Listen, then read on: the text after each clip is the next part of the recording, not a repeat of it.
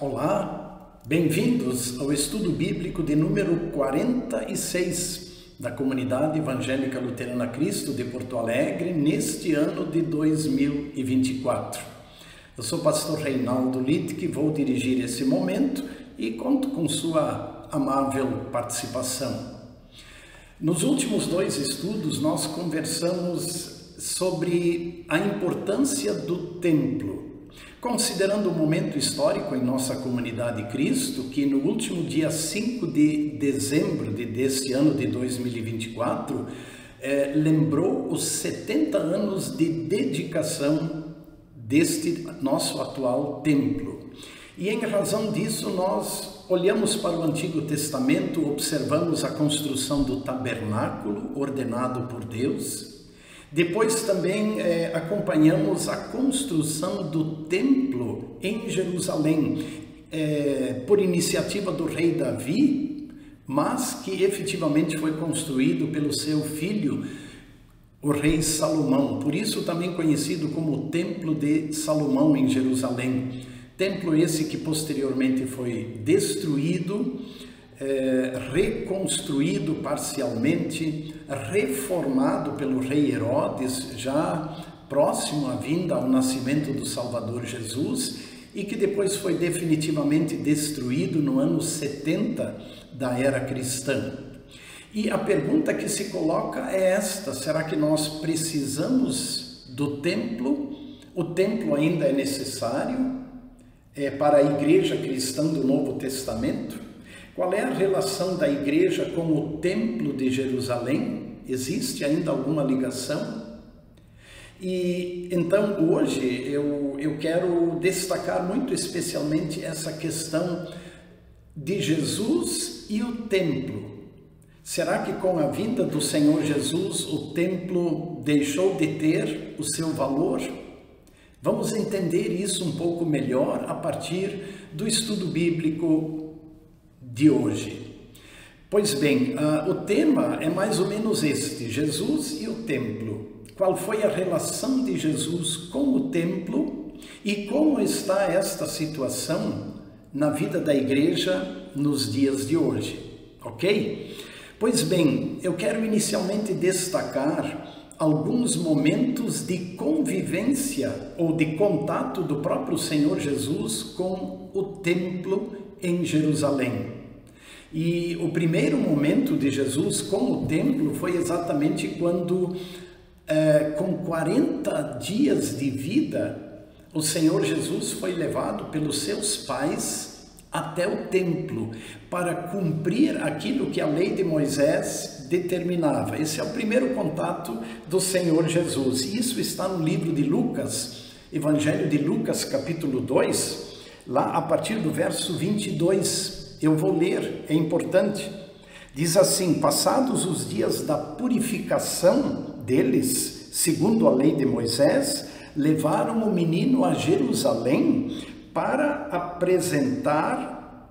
o apresentar ao Senhor.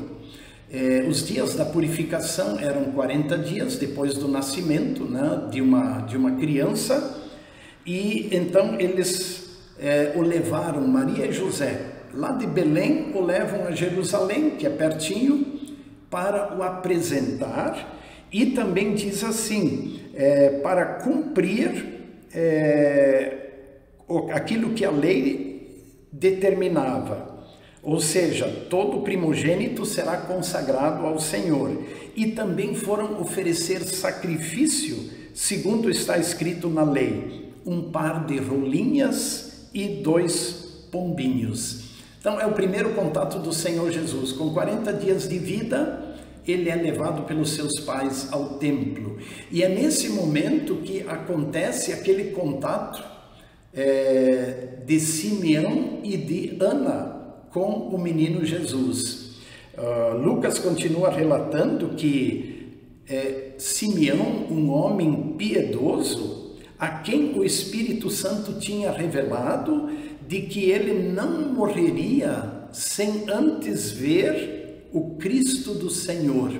E em Lucas 2:27 está escrito que, movido pelo Espírito Santo, ele foi ao templo.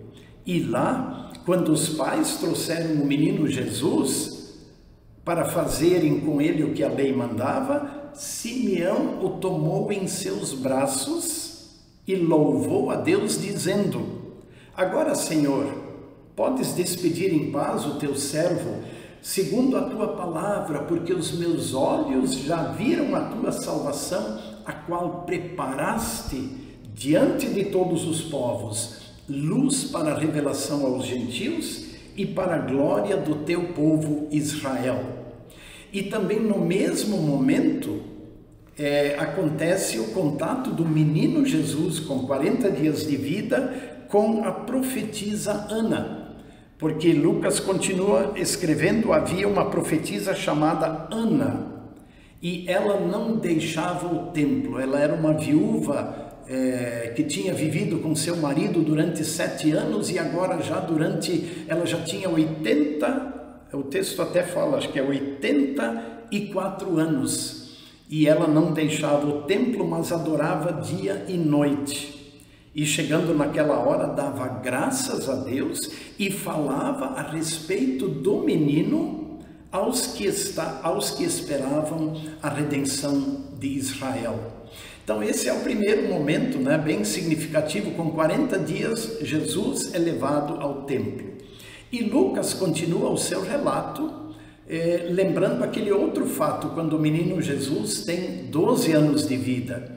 E quando ele com seus pais, conforme era o costume, foi até Jerusalém. Aquele costume de anualmente todo israelita ir até Jerusalém, ir ao templo, naquelas peregrinações, né, para adorar no templo. E vocês lembram uma história, né? Maria e José voltam junto com aquele grupo de peregrinos e não observam que o menino Jesus não está entre eles. E aí, depois de uma certa caminhada, eles se dão conta, Jesus não está. E eles voltam a Jerusalém. E depois de procura, o encontram aonde? No templo. Né? Está lá em Lucas capítulo 2. Né? 3 dias depois, o acharam no templo, assentado no meio dos doutores, ouvindo-os e fazendo-lhes perguntas. E quando os pais então se dirigem a ele perguntando: por que não voltaste conosco? Aí Jesus diz: por que me procuravam? Não sabiam que eu tinha de estar na casa de meu Pai? Então esse é um outro momento do Senhor Jesus lá no templo.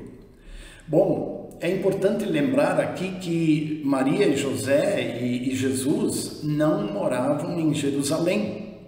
Depois do seu nascimento, quando eles fugiram para o Egito, na volta eles foram habitar em Nazaré. E quando Jesus iniciou o seu ministério, naqueles últimos 3 anos de sua vida, o quartel-general dele era a cidade de Cafarnaum, nas margens do lago da Galileia. E vez por outra, ele ia com seus discípulos até Jerusalém, também até ao templo. E então é importante, né, destacar isso. Em alguns momentos, e especialmente nos últimos dias da sua vida, Jesus tem uma atividade intensa em Jerusalém e também no templo. O primeiro grande momento é quando, na entrada triunfal em Jerusalém, Jesus purificou o templo. Né? Quando ele viu todo aquele comércio que havia em torno da casa do Senhor, está lá em Lucas 19, depois, entrando no templo, Jesus começou a expulsar os que ali vendiam e compravam, dizendo: está escrito, a minha casa será chamada casa de oração, mas vocês fizeram dela um covil de salteadores. E isso já naqueles dias mais decisivos em que o Senhor Jesus está em Jerusalém.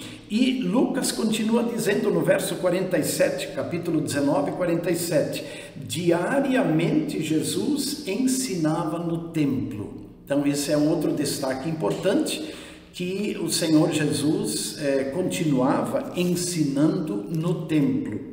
E um pouco adiante, no capítulo 21, no verso 37, também está escrito: Jesus ensinava todos os dias no templo, mas à noite saía e ficava no monte chamado das Oliveiras. E todo o povo madrugava para ir ao encontro dele no templo a fim de ouvi-lo. Então esses são os últimos dias do Senhor Jesus, onde ele então insistentemente vai ao templo e ensina no templo. Muito bem, mas mais dois destaques que eu quero dar em relação a destaques de Jesus em relação ao templo.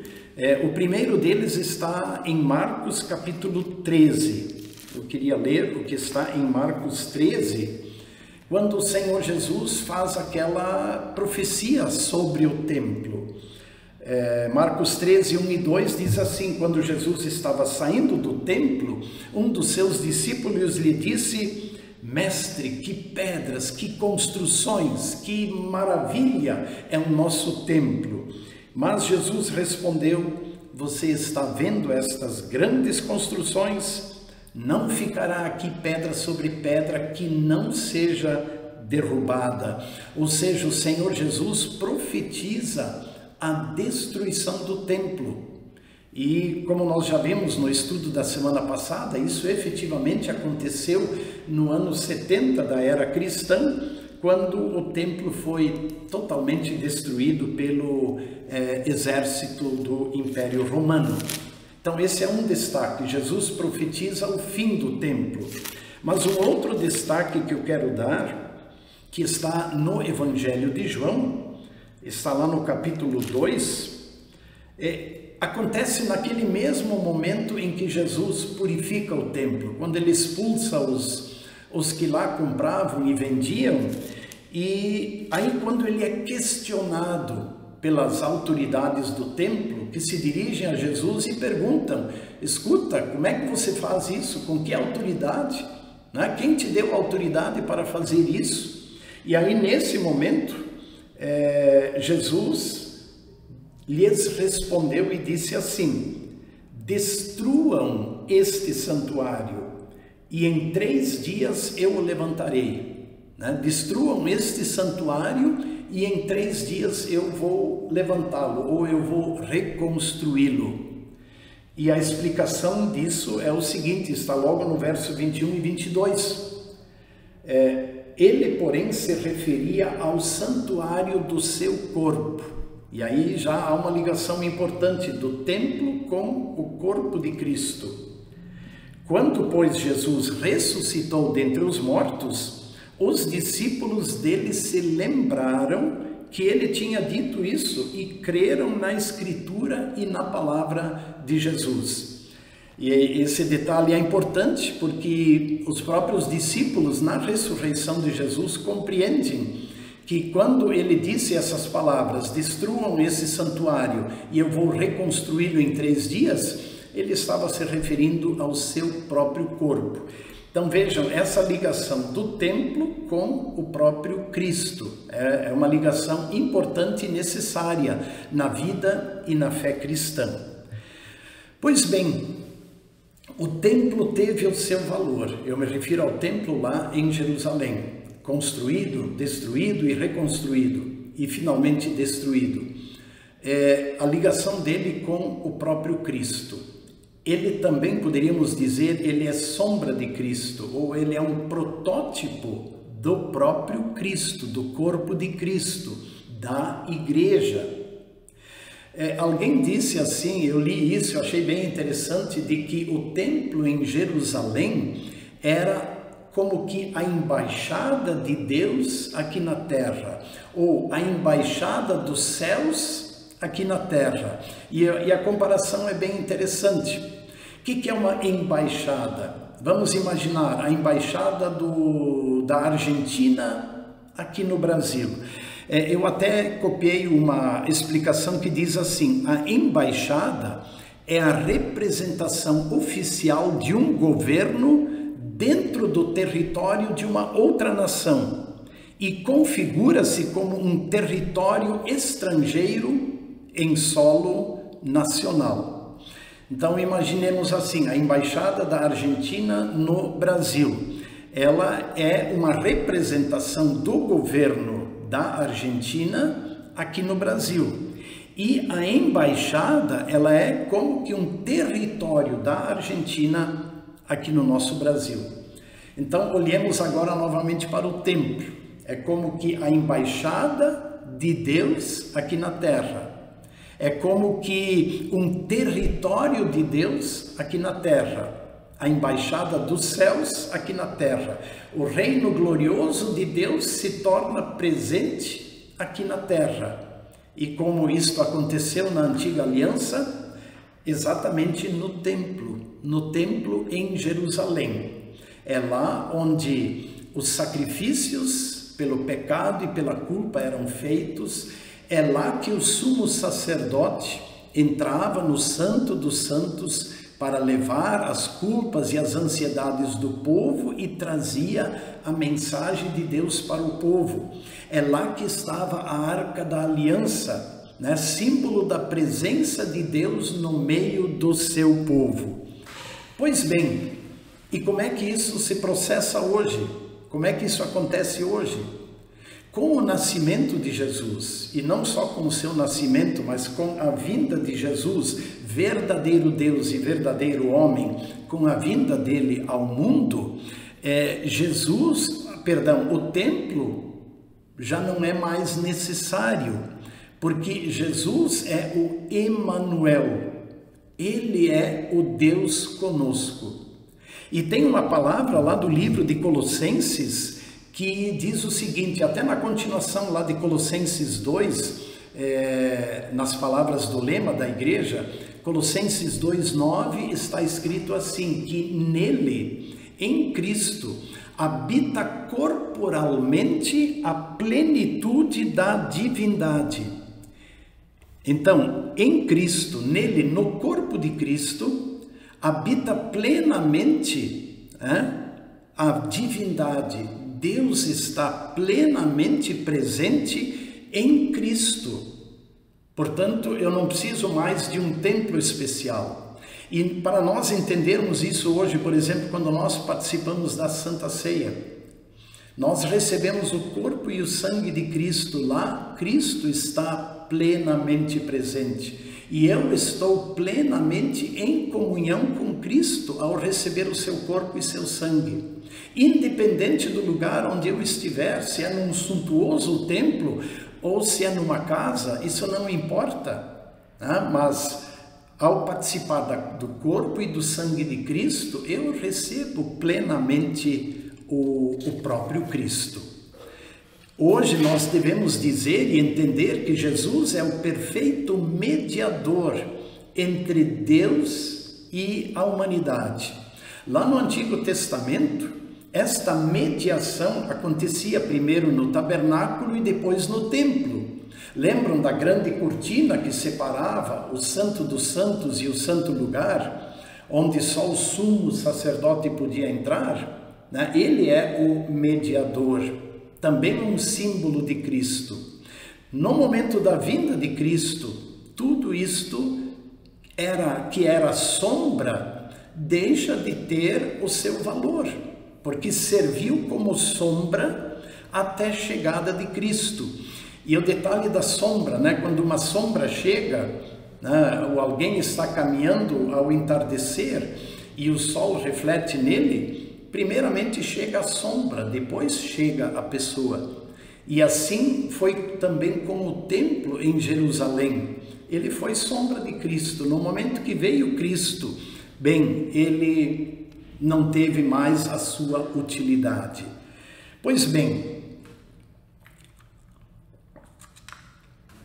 é importante lembrar que mesmo após, aliás, ainda sobre mediador, aquela palavra de 1 Timóteo 2,5, é importante gravar, 1 Timóteo 2,5, há um só Deus e um só mediador entre Deus e os seres humanos, Jesus Cristo, o homem, porque nele Deus está plenamente presente. Bom, é importante lembrar que após a ascensão de Jesus e também após o Pentecostes, A igreja lá de Jerusalém, os cristãos ainda iam para o templo. Há vários relatos, de Pedro e João. Por exemplo, a cura daquele cego, do paralítico, é na porta do templo, na porta da entrada, lá do pátio do templo. Eles vão para o templo, vão para orar, isso ainda faz parte. Só que isso começa a desaparecer, especialmente com as perseguições. Então, e as perseguições instalam uma situação nova. Os cristãos já não podem se reunir no templo, eles são perseguidos e eles passam a se reunir nas casas. A igreja dos primeiros 3 séculos, especialmente, é uma igreja que se reúne em casas, que se reúne em espaços públicos e que se reúne até à beira de rios ou debaixo de árvores. Lembram, se a gente lê Atos capítulo 16, lá está relatada a conversão de Lídia, lá na cidade de Filipos, a vendedora de púrpura. E é interessante lembrar que Paulo, ele se reúne à beira do rio, é à beira de um rio. Ele se encontra com um grupo de pessoas que lá estavam, entre elas estava Lídia, e lá ele proclama o Evangelho, lá ele anuncia o Evangelho, e lá acontece também a conversão de Lídia. Vejam, o templo de Jerusalém já não é mais necessário. A antiga aliança terminou. Agora, em Cristo instalou-se a nova aliança. Nele está presente, como vimos antes, a plenitude da divindade. Em Cristo, Deus está presente no meio do seu povo. Mesmo após a ascensão, Jesus continua presente no meio do seu povo com a sua palavra e com o sacramento do batismo e da Santa Ceia. Deus continua presente, independente do lugar onde os cristãos se reúnem. Independente do lugar, não há mais necessidade de um local específico. O Senhor Jesus está presente com os seus, pela sua palavra, pelo batismo e pela Santa Ceia. Lembram aquela palavra do Senhor Jesus, quando ele disse: onde 2 ou 3 estão reunidos em meu nome, ali estou eu no meio deles. Onde 2 ou 3 estão reunidos, ali estou eu no meio deles. Como? Com a palavra e com os sacramentos. É claro que os locais onde os cristãos se reúnem não deixa de ser importante para os cristãos. Porque esse local onde a palavra é anunciada, onde o batismo e a ceia são administradas, onde o perdão de Deus é proclamado, onde a bênção de Deus é pronunciada, esses locais são muito importantes para os cristãos. Por isso eles continuam edificando casas, templos, construções que nós chamamos de igrejas, e os cristãos zelam por estes locais, cuidam deles com muito amor, com carinho e com dedicação. Pois bem, para concluir, eu queria enfatizar um outro ponto, lembrar que a igreja, ela é o templo vivo do Senhor. E esse é um outro foco assim bem importante. A igreja é o templo vivo, a construção viva, e Jesus é o fundamento. E há um hino do Inário Luterano que fala disso com muita clareza, que é o hino 306, cujo título é Da Igreja o Fundamento. Eu vou ler os versos 1, 4 e 5. Você pode depois conferir com mais detalhes. Verso 1 diz assim: da igreja o fundamento, Jesus o Salvador, em seu poder descansa e é forte em seu amor. Em Cristo bem firmada, segura sempre está, e sobre a rocha eterna jamais se abalará. Falando da igreja, ela está segura em Jesus e jamais será abalada. Agora ouçam o verso 4. A pedra preciosa que Deus predestinou sustenta pedras vivas que a graça trabalhou. E quando o monumento se erguer em plena luz, a glória do edifício será do Rei Jesus.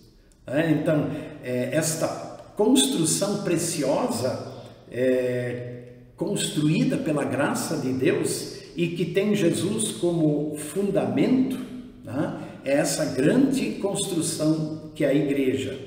E o verso 5, Senhor, a tua igreja erguida no fragor de lutas e tumultos, se eleve em teu louvor. Visão esperançosa do mundo do porvir, concede aos teus agora e vem nos redimir. Olhar a igreja hoje como o grande templo, o templo do Senhor. Jesus é o fundamento e cada cristão, uma pedra preciosa dentro desta grande edificação que é a igreja, não construída por mãos humanas, mas edificada pelo próprio Cristo. E aí eu termino com a palavra de 1 Pedro.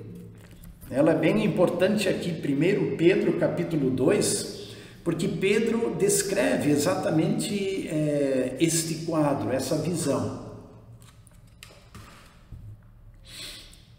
Vale a pena ler. 1 Pedro capítulo 2. Portanto, chegando-se a ele, a pedra que vive, rejeitada sim pelos homens, mas para com Deus eleita e preciosa, também vocês, como pedras que vivem, são edificados casa espiritual, para serem sacerdócio santo, a fim de oferecerem sacrifícios espirituais agradáveis a Deus, por meio de Jesus Cristo. Por isso está escrito na Escritura: eis que ponho em Sião, o templo ficava em Sião, em Jerusalém. Eis que ponho em Sião, não uma construção, mas uma pedra angular, eleita e preciosa, Jesus. Quem nela crer não será envergonhado. Portanto, para vocês, os que creem, esta pedra é preciosa. Mas para os descrentes, a pedra que os construtores rejeitaram veio a ser a pedra angular, e pedra de tropeço e rocha de ofensa. São estes os que tropeçam na palavra, sendo desobedientes para o que foram destinados. Vocês, porém, são geração eleita, sacerdócio real, nação santa, povo de propriedade exclusiva de Deus, a fim de proclamar as virtudes daquele que vos chamou das trevas para a maravilhosa luz. Então, com esta visão bonita, eu termino esse estudo. Qual é o novo templo? O novo templo é o templo de Cristo com a sua igreja. Jesus, o fundamento, a pedra preciosa, a pedra angular que sustenta todas as outras pedras, que sustenta todos os outros cristãos. E essa construção, como nós ouvimos no hino, ela é erguida em meio a lutas e tumultos, em meio a tentações e provações.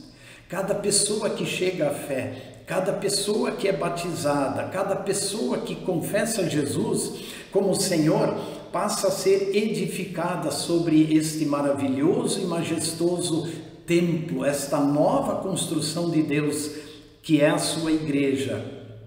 Cristo, a pedra angular que sustenta a grande construção, o grande templo, que é o seu corpo, a sua igreja. E essa é uma das comparações mais bonitas da igreja: Cristo o cabeça ou Cristo o fundamento que sustenta a igreja. Que maravilha, que bênção podermos fazer parte desta grande construção, deste grande templo, a igreja de Cristo, que subsiste para sempre, aqui no mundo já e por toda a eternidade. Que Deus abençoe a sua vida, especialmente neste tempo de Advento e Natal. Também aqui na Comunidade Cristo convidamos todos para nossa, digamos assim, segunda celebração especial que vai acontecer neste sábado, dia 14, às 20 horas, aqui no templo. E depois também a celebração do dia 24 de dezembro. Um grande abraço, feliz e abençoado tempo de Advento e Natal para todos.